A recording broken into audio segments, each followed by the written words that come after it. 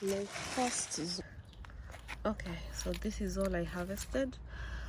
A few flowers from the pumpkin, the small ones, and the big one is from the zucchini. French beans, I'll just eat them at home. Some Swiss chard, Biotola,